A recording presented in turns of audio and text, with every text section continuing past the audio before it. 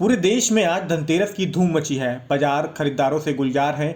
लोग दीपावली के लिए खरीदारी करने में जुटे हैं। मगर इस बार दीपावली 31 अक्टूबर को मनाएं या 1 नवंबर को, इसे लेकर लोग कंफ्यूज हैं। इस संशय को यूपी के जिला बरेली में स्थित आराध्य ज्योतिष केंद्र के संचालक आचार्य रमाकांत दीक्षित ने दूर कर दिया है। आचार्य ने बताया कि पूरे भारतवर्ष में दीपोत्सव गुरुवार 31 अक्टूबर को मनाना श्रेयस्कर होगा, क्योंकि काशी विश्व पंचांग ही नहीं बल्कि महावीर पंचांग, द्वारिका पंचांग, पुष्पांजलि पंचांग, अयोध्या प्रसाद पंचांग, तिरुपति पंचांग और काल निर्णय पंचांग समेत सभी में दीपावली 31 अक्टूबर को ही है। आइए आपको सुनवाते हैं कि आचार्य ने दीपावली की तिथि को लेकर क्या जानकारी दी है।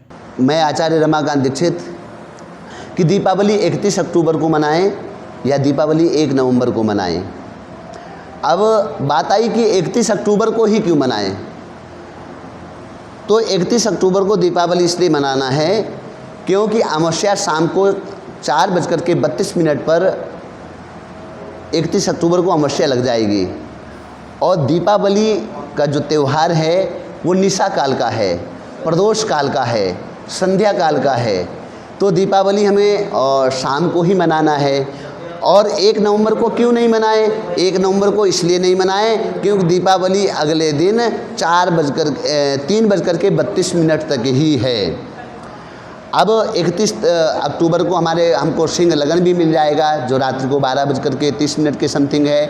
और हमको वृख लगन, जो दीपावली की मुख्य लगन है, वो भी शाम को हमको मिल जाएगी, सबको पूजा करने के लिए मिल जाएगी।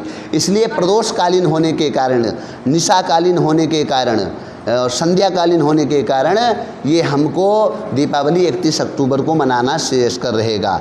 हम काशी विश्व पंचांग को ही आधार मान करके नहीं, महावीर पंचांग है और भारत के हमारे पास लिखे रखे हैं अनेकों हमको लगता है 10 पंचांग हैं, जिनमें स्पष्ट रूप से वर्णित है कि दीपावली महापर्व 1 नवंबर को नहीं 31 अक्टूबर को ही मनाना श्रेयस्कर रहेगा।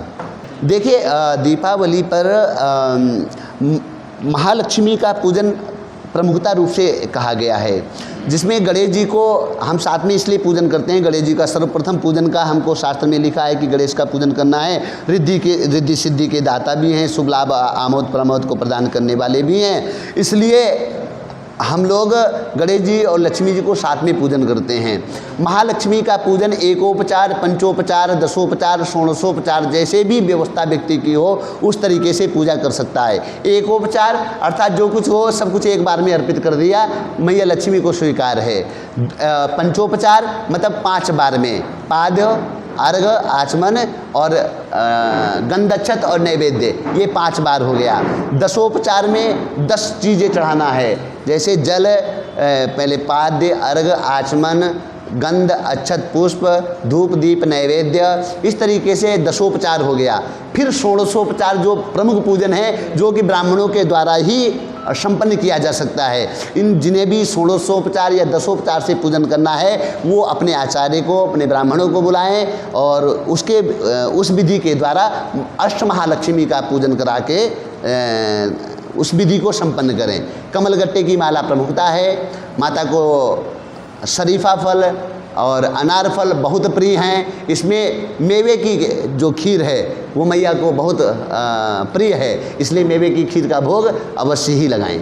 भाई दूज, देखो भाई दूज तो हमारा मेरे ठाकुर जी का प्रमुखता से त्यौहार माना गया है। इस दिन मेरे गिरिराज जी को 56 भोग लगाया जाता है और हर देवालय में बड़े धूमधाम से उत्सव मनाया जाता है। जगह जगह भंडारे होते हैं, जगह जगह से। मेरे ठाकुर जी का षोडशोपचार से पूजन करना चाहिए, उनको नैवेद्य अर्पित करना चाहिए और उनका पूजन करने के बाद में और वहाँ पर हमें सभी जनमानस को एक साथ मिलकर के बैठना चाहिए। वहाँ पर न कोई छोटा न कोई बड़ा, बराबर में बैठ कर के।